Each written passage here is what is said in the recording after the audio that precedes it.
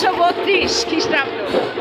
আমরা লালমনিরহাটবাসী সকল শ্রেণী পেশার মানুষ, সেই সাথে লালমনিরহাট নার্সিং কলেজ লালমনিরহাট আয়োজিত পত্র লালমনিরহাট বাসীর পক্ষ থেকে সম্মানিত জেলা প্রশাসক মহোদয়ের উদ্যোগে সকল শ্রেণী পেশার মানুষ আজকে একত্রিত হয়ে বিভিন্ন সাজে আমাদের গ্রামীণ ঐতিহ্য, আমাদের সংস্কৃতি, আমাদের পেশাকে তুলে ধরার যে প্রয়াস চলছে, এই যে পুরা শহর জুড়ে আমাদের আজকে বর্ণাঢ্য র্যালি হচ্ছে, আমি আশা করব এই শুভ নববর্ষের মাধ্যমে আমাদের বাংলাদেশের একটা শুভ সূচনা হবে, যেখানে থাকবে না কোনো সন্ত্রাস, থাকবে না কোনো গ্লানি, থাকবে না কোনো হিংসা বিদ্বেষ ঘৃণা।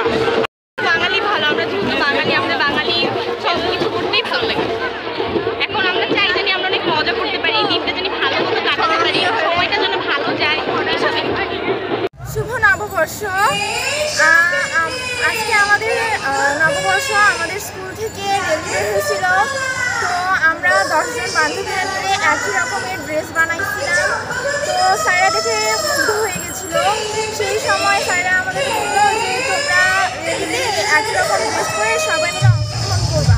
তো আমরা অনেকে, কেউ কোলাঘাট থেকে, কেউ রেলগেট থেকে, অনেক দূর থেকে, তারপরে আমরা ম্যানেজ করে সবাই একসাথে জয়েন হয়েছি এবং স্কুলে আসছি আর সবাই রেলিতেও অংশগ্রহণ করছি।